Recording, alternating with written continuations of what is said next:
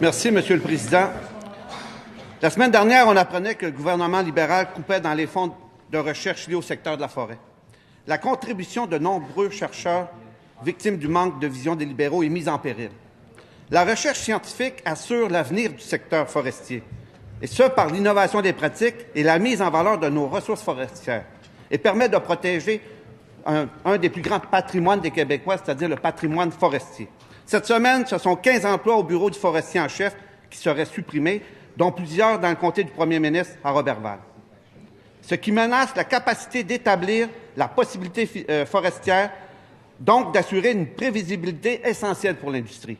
Monsieur le Président, on assiste actuellement à la harperisation du secteur de la forêt. On s'attaque directement à la recherche scientifique et à la capacité de dresser le portrait global de la forêt québécoise. Pourquoi le ministre s'attaque-t-il au nom de l'austérité à la recherche scientifique et aux forestiers en chef? Bravo.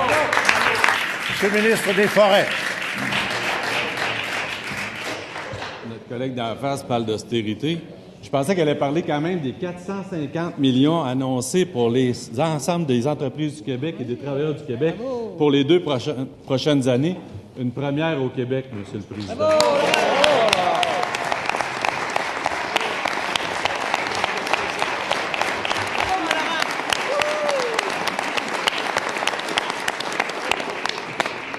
Je pensais qu'elle allait parler aussi du fait qu'on a annoncé la possibilité forestière, Monsieur le Président.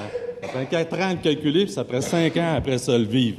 On a demandé au forestier en chef, donne-nous aussi les volumes de bois non récoltés des dernières années, qu'on puisse se le donner au lieu de les laisser traîner dans les ministères, alors que les entrepreneurs en demandent du bois partout dans toutes les régions du Québec. Des annonces qui nous en ont valu dans l'ensemble du Québec. Prochainement, je serai chez vous pour annoncer la réouverture d'une scierie, Monsieur le Président, avec grand honneur, parce que ça fait des années qu'elle était fermée. On met donc les actions du Québec au service de la population. Quant aux forestiers en chef, je suis content que ça en préoccupe. Honnêtement, une fois qu'il a fait le calcul, il y a 5 ans pour le recalculer. Pendant ce temps-là, dans les régions du Québec, on a besoin de nous aider sur la planification forestière. Quant au premier ministre, il est rassuré parce que le monde qui est de Roberval va rester à Roberval. Première complémentaire, M. le député de Bonaventure.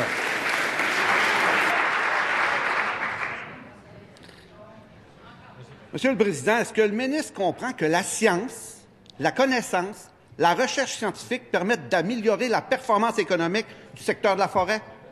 Peut-il convenir qu'en coupant dans la recherche, il met en péril l'avenir de l'économie dans les régions forestières du Québec? Est-ce que le ministre s'engage à annuler ces coupures désastreuses? Monsieur le ministre des Forêts.